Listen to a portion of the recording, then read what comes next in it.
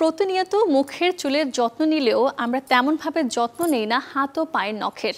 সারাদিনের ধুলো ময়লার সাথে যত্নের অবহেলাতে হাত ও পায়ের নখে দেখা দেয় ফাঙ্গাসের মতো সমস্যা। আজ আপনাদের জানাবো হাত ও পায়ের নখে ফাঙ্গাস কেন হয়। ফাঙ্গাল ইনফেকশন যে কোনো কারণে হতে পারে। যখন রোগীর কোনো একটা ইমিউনো কম্প্রোমাইজ কন্ডিশনে থাকে, তখন দেখা যায় কোনো কিছু করতে গিয়ে নখের মধ্যে একটু ফাঙ্গাল ম্যাটেরিয়াল, অথবা আগে দেখা যায় প্যারোনাইকিয়া, ব্যথা পেয়েছে, ব্যথা পাওয়ার পরে অনেক দিন হয়তো সে নখটায় পানি যায় নাই বা ঠিকভাবে ডক্টর দেখায় নাই, সে ওটারে নিজেই ঠিক করে ফেলবে ভেবেছিল, এর মধ্যে ওইখানে ফাঙ্গাস ডেভেলপ করে গেছে। এছাড়াও যাদের পা অনেক ঘামে, যারা সারাদিন মোজা পরে থাকে, মোজা ঠিক মতন ক্লিনলিনেস মেনটেন করে না, ওদের কিন্তু নখে ফাঙ্গাস হতে পারে।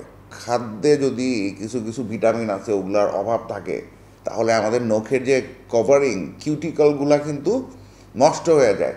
তারপরে কেউ যদি নিম্ন quality nail polish, nail remover use করে, বারবার করতে করতে ওর নেইলের যে একটা কভারিং, ওই কভারিংটা নষ্ট হয়ে যায়।